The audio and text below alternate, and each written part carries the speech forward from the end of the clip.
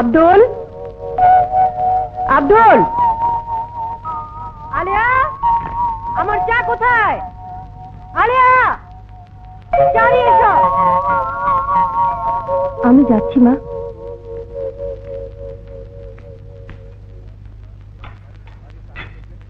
মা, বাড়ির কাজের লোকদের দেখছি না, ওরা কোথায়? ওরা ছুটিতে গেছে। ও,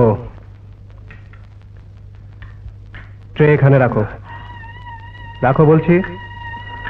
এবার আমার সাথে এখানে বসে নাস্তা করো। কিন্তু ভাবির চা? বাড়িতে যখন কাজের লোক নেই তখন ভাবির চা ভাবি নিজেই বানিয়ে খাবে। ভিকি, এসব তুই কি বলছিস? আমি ঠিকই বলছি। এক বউ বাড়ির সব কাজ করবে, আরেক বউ হাত পা গুটিয়ে পালঙ্কে বসে থাকবে কেন? জুলি বড় লোকের মেয়ে, এসব পারে না। বউ হয়ে যখন এসেছে তখন সবই পারতে হবে, আর না পারলে শিখতে হবে। তুমি দাঁড়িয়ে আছো কেন? বসো। আমি বলছি বসো।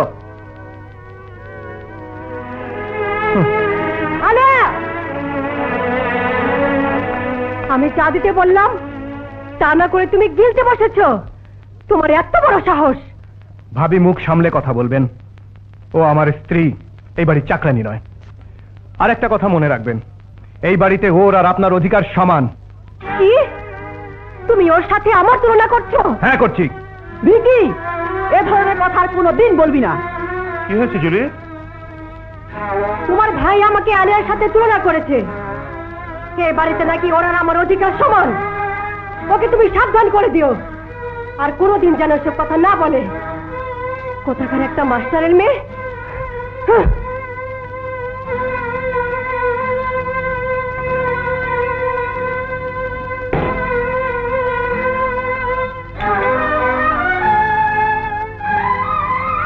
না মা, আপনি কেন এসব করবেন? আপনি মা, চিরদিন আমার কাছে মা হয়ে থাকবেন।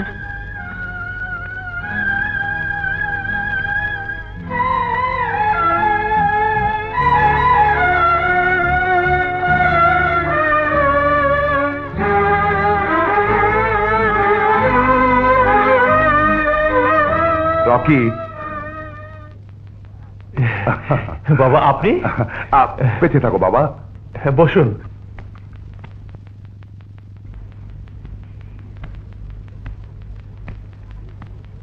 ভাবি, আপনার চা। তোমার মতো মেয়ের হাতের চা খেতেও আমার ঘৃণা হচ্ছে। যাও এখান থেকে, যাও, যাও বলছি।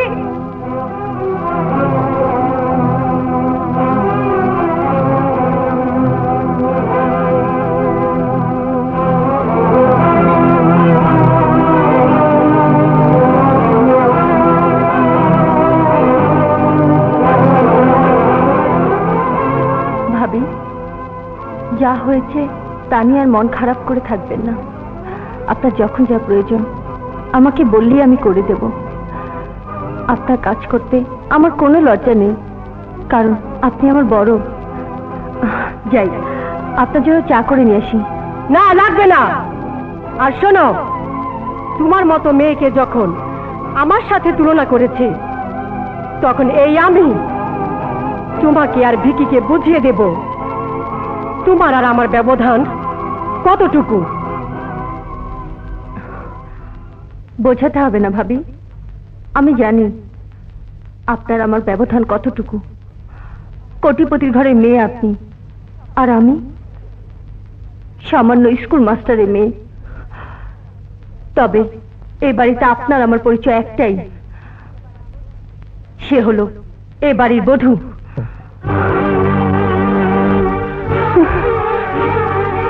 আজ তাহলে আমি আসি বেয়ান সাহেবা।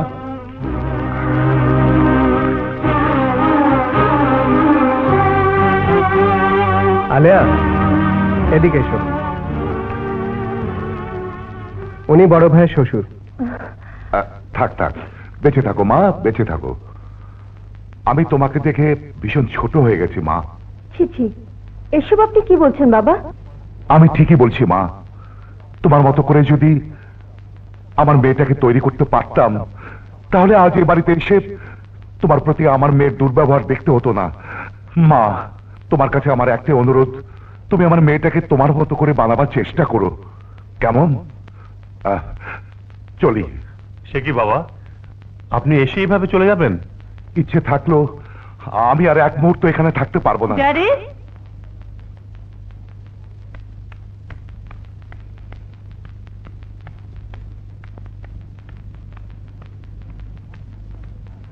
তুমি এসে আমার সঙ্গে দেখা না করে চলে যাচ্ছ? হ্যাঁ, চলে যাচ্ছি। আর কোনোদিন এখানে আসতে পারবো না। কেন? এই ছোট লোক মেয়েটা তোমাকে কিছু বলেছে?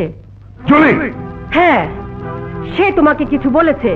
তা না হলে তুমি কেন চলে যেতে চাচ্ছ? তোর জন্য, তোর জন্যই আমি চলে যাচ্ছি।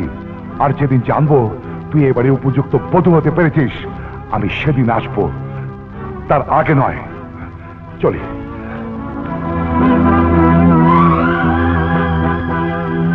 আজ নিশ্চয়ই কেউ না কেউ আমার বিরুদ্ধে লাগিয়েছে।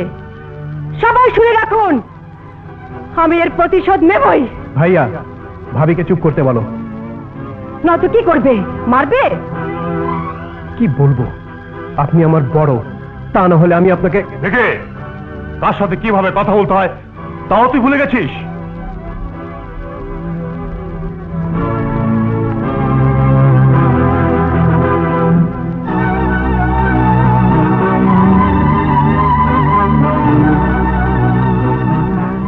বৌমা, তুমি কিচ্ছু ভেবো না। এ সব কিছু ঘটেছে আলিয়ার জন্য। ওকে আমি বেশি দিন এ বাড়িতে থাকতে দেব না।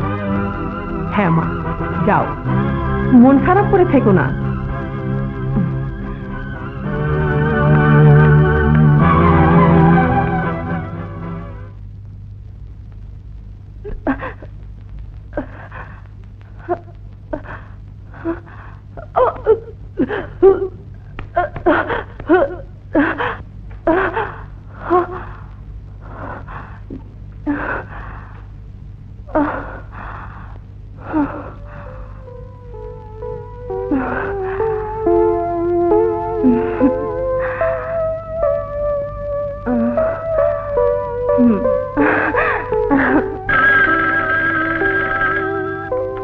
হ্যালো আলেয়া, এই, তুমি যদি বাসায় আসো তাহলে তোমাকে একটা খুশির খবর দেব।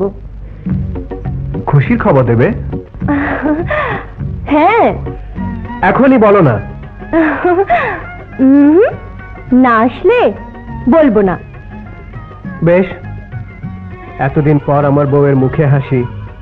আমি এক্ষুনি আসছি।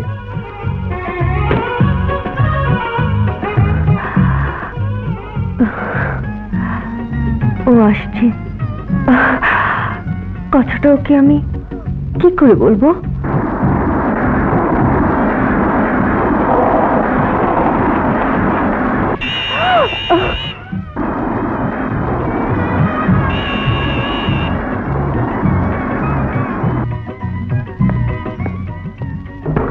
আলেয়া,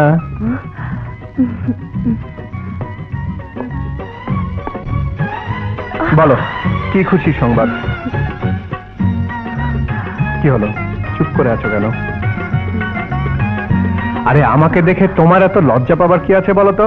ঠিক আছে, তুমি যদি কথা না বলো তাহলে আমি চলে যাব। এই,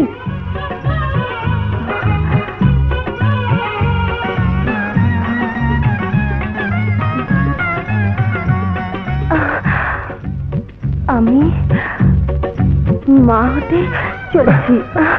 ছাড়ো।